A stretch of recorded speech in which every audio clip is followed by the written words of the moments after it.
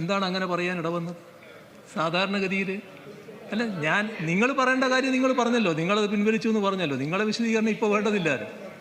അപ്പോൾ സാധാരണഗതിയിൽ അങ്ങനൊരു കാര്യം ഈ സംസ്കാര സമ്പന്നനായ ബഹുമാനായ ഷംസുദ്ദീൻ്റെ ഭാഗത്ത് നിന്ന് ആരെങ്കിലും പ്രതീക്ഷിക്കും? അപ്പോൾ ഏത് തരത്തിലുള്ള ഈ വിജയത്തിൻ്റെ മത്ത് ലീഗിന് പിടിച്ചു എന്നുള്ളതാണ് അത് കാണിക്കുന്നത്. അതോടൊപ്പം തന്നെ ഞങ്ങളോട് ബഷീർ ചോദിച്ചു, ബഹുമാനായ ബഷീർ, അദ്ദേഹത്തെ കാണുന്നില്ല ഞാൻ നോക്കിയിട്ട്, നാണവും ഉളുപ്പും ഉണ്ടോ എന്ന്. ഞങ്ങൾക്ക് നാണവും ഉളുപ്പും ഇല്ലാതിരിക്കേണ്ട ഒരു കാര്യമില്ല കേട്ടോ. അദ്ദേഹത്തെ ഇവിടെ കാണുന്നില്ല.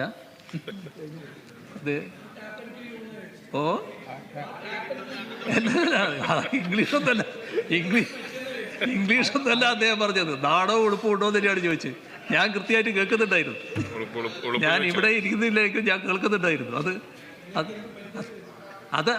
അത് വേറെ, ഇതാണ് ചോദിച്ചത്. അപ്പം ഇതൊക്കെ ലീഗിന് വരുന്ന ഒരു മാറ്റമാണ് കാണിക്കുന്നത്. ഇത് ഈ ജയത്തിൻ്റെ വലിയ തോതിലുള്ള ഒരു മത്തുപിടുത്തം അതുണ്ടായിരിക്കുന്നു എന്നാണ്. അത് വേണ്ട എന്നാണ് എനിക്ക് പറയാനുള്ളത്. ഞങ്ങൾ ഈ തെരഞ്ഞെടുപ്പിൽ പരാജയപ്പെട്ടു എന്നുള്ളത് ശരിയാണ്. ആ പരാജയപ്പെടാനിടയായ കാരണങ്ങൾ ഞങ്ങൾ വിശദമായി പരിശോധിക്കും. ആ പരിശോധിച്ച് തിരുത്തേണ്ട കാര്യങ്ങളുണ്ടെങ്കിൽ ഞങ്ങൾ തിരുത്തുകയും ചെയ്യും. അതൊക്കെ ഞങ്ങൾ സാധാരണഗതിയിൽ സ്വീകരിച്ചുകൊണ്ടിരിക്കുന്ന നടപടിയാണ്. പക്ഷേ ഈ പരാജയം ആത്യന്തികമായൊരു പരാജയമായിട്ട് ഞങ്ങൾ കാണുന്നേയില്ല.